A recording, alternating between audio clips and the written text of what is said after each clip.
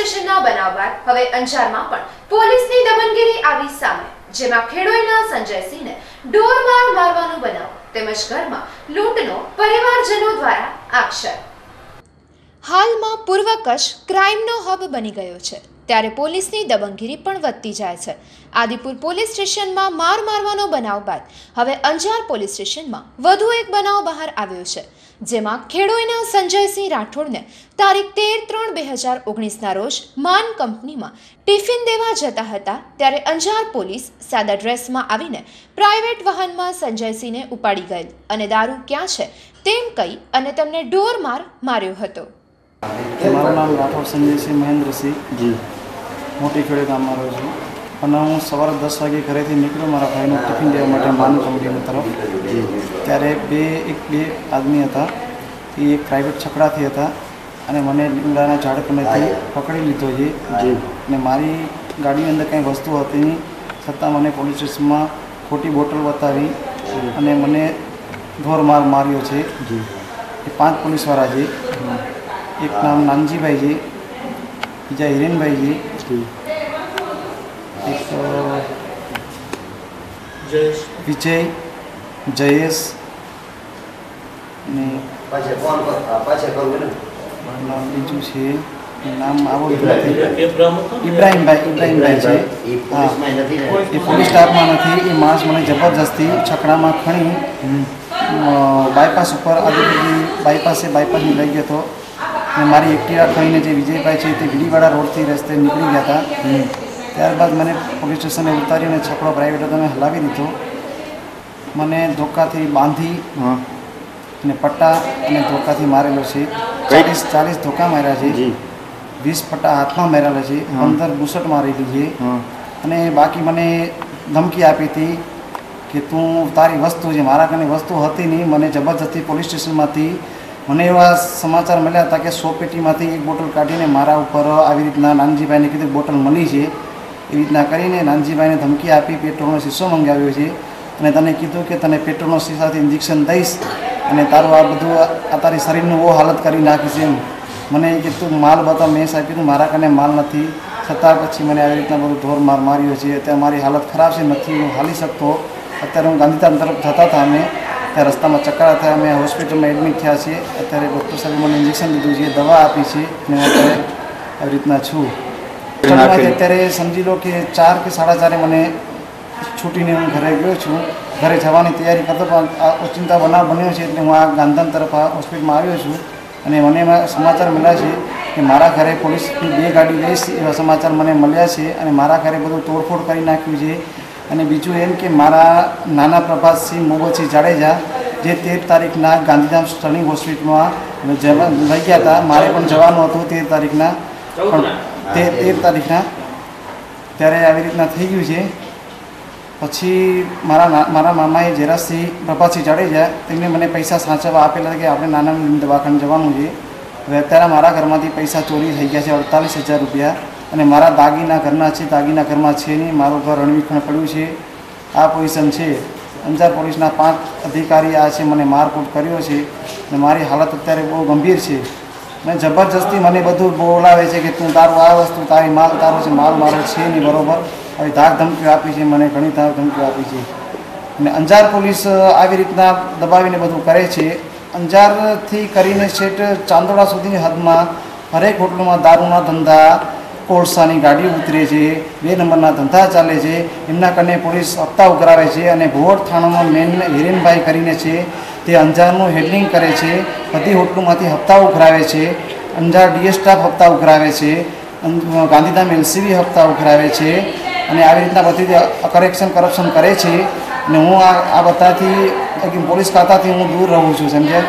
પણ મને આવી ધાક ધમકી દઈને મારા ઉપર જબરદસ્તી બોટલનો કેસ કર્યો છે, બરાબર. મારી વસ્તુ નથી, મને ઢોરમાર માર્યું છે. હું શું કરું? મારા કને વસ્તુ નથી. મેં સાહેબને કીધું મારા કને કોઈ વસ્તુ નથી.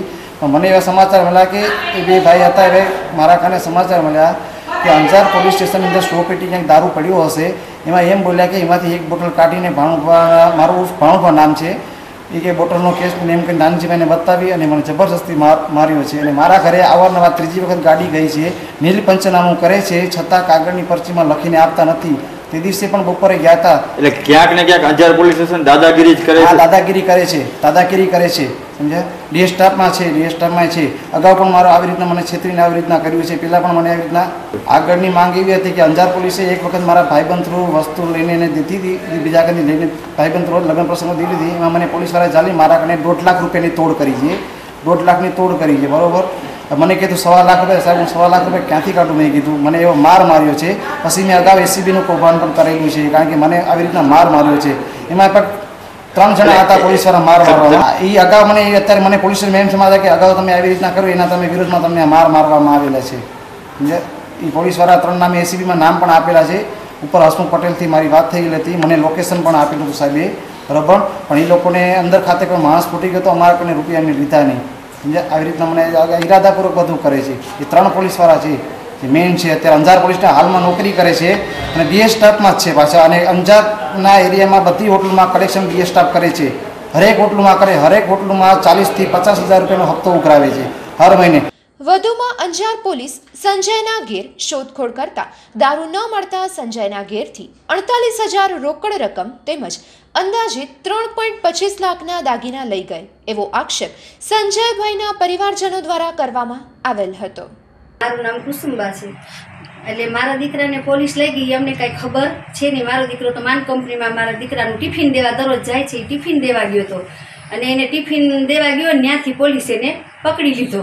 પકડીને એને બેસાડીને લઈ ગયા. એ અમને કોઈને ખબર જ નથી. આ તો અચાનક અમારા ઘરે પોલીસ આવી અને આવી ઘરમાં ઘૂસી ગઈ. પોલીસ આવી ગઈ અને પછી અમે એમ થયું કે આ શું થયું, ત્યારે અમને ખબર પડી કે આ તમારા દીકરાને લઈ ગયા છે એમ. અને અમને તો ઘરનાને ખબર જ નથી. મારો દીકરો ટિફિન દેવા ગયો છે માન કંપનીમાં. આ પછી એ લોકોએ કીધું કે તમારા દીકરાને પકડ્યો છે એમ. તો મેં કીધું મારો દીકરો ટિફિન દેવા ગયો છે, તમે કેમ પકડો મારા દીકરાને? માન કંપનીમાં ટિફિને ભેગું છે મારા દીકરાનું, મેં કીધું. અને એ લોકો બધા ઘૂસી ગયા. વંડી ઠેકીને પડ્યા એ લોકો અને દરવાજા ખોલ્યા તો પોલીસની 2 ગાડીઓ અને વહુ એકદમ ગભરાઈ ગઈ ને બી ગઈ ને બહાર નીકળી ગઈ. ને એ લોકો દોડતા કે બધા ઘરમાં મેળીએ ને એમ બધા નોખા ચડવા માંડ્યા બધા. અને એને ઘરમાં કરીને આ બધું વિખણ ચૂથણ કર્યું, તાળા તોડ્યા અમારા અને આ વસ્તુ મારી અંદરથી લઈ ગયા. 50માં 2,000 ઓછા હતા પૈસા. એ મારા બાપુજી બીમાર છે, એને દવાખાને આજ મારે દેવાના હતા. અત્યારે મારા બાપુજી દવાખાનામાં છે, એને કેન્સરનું દર્દ છે, એને મારે રૂપિયા દેવાના હતા કે આ દવા માટે. અને મારી વહુના દાગીના, મંગળસૂત્ર, સેટ, બુટી, 2 જોડ કાનના, પગના સાકરા અને 4 ચૂડીઓ, એમ કે 3-3.25 લાખના તો હશે જ મારી વહુના દાગીના. અમને કાંઈ કીધું જ નહીં. અમે જ્યાં મારી વહુને બોલાવવાને આવી અહીંયા એટલી નીકળી ગઈ બચારી બીકમાં આવીને થોડોક ટાઈમ થતા તો અહીંયા કોઈ નંબરે બાયણા ખુલ્લા બધું આવીને જોયું તો વિખણ ચૂથણ બધું પડ્યું હતું. આમ નામ બેગ જોઈ ધ્રાસકો પડી ગયો કે તાળા કેમ તોડ્યા, જ્યાં દાગીના પેટીયું કાઢ્યું કાંઈ નંબરે અંદર. સંજયના ઘેર અવારનવાર પોલીસ રેડ પાડે છે પણ કંઈ જ મળતું નથી. છતાં પણ નીલ પંચનામાના કાગળો પોલીસ દ્વારા અપાતા ન હોવાનો આક્ષેપ સંજયના પિતા અંજાર પોલીસ વિરુદ્ધ કરેલ. મારું નામ મહેન્દ્રસિંહ. તો એ લોકો આવ્યા, હું પોલીસની 2 ગાડી આવી હતી. 2 ગાડી હું પણેથી પછી જમવાનો ટાઈમ હતો, જમવા સમાજવાડીએ ગયો હતો જમવા. હું તો 4 વાગે આવ્યો ઘરે, તે ખબર પડી કે આ તો બધું આમ બન્યું. ને એ લોકો એમ કે ઘરે બૈરાને પૂછ્યું તો કે આ બધું શોધખોળ કરતા છે ને આ બધું કાઢ્યું પણ કાંઈ માલ મળ્યો નહીં. ને આ 3જી વાર અમારી ઘરમાં રેડ પડી. 3જી વાર, પહેલાં 2 વાર પડી પણ કાંઈ માલ મળ્યો નહોતો. એ રીતે એ લોકોએ તમને નીલ પંચનામાનો કાગળ આપ્યો છે? અમને કાંઈ કાગળ નથી આપ્યો કાંઈ. બરાબર છે. કાંઈ નામ આમનું આ ફેરે લખી ગયા એમ કે. હા. વધુમાં અંજાર પોલીસ સ્ટેશન વિરુદ્ધ લૂંટની તેમજ ઢોરમાર મારવાની ફરિયાદ નોંધાવવાની પણ તજવીજ હાથ ધરાઈ છે અને અંજાર પોલીસ સ્ટેશનમાં આ બાબતે અરજી પણ કરાઈ છે. તો જોવાનું એ રહેશે કે તેમાં FIR નોંધાશે કે પછી નહીં. તો આ બનાવ અંગે અંજાર PI પરમાર સાહેબ સાથે વાત કરતા તેમણે જણાવ્યું હતું કે આવો કોઈ જ બનાવ નથી બન્યો.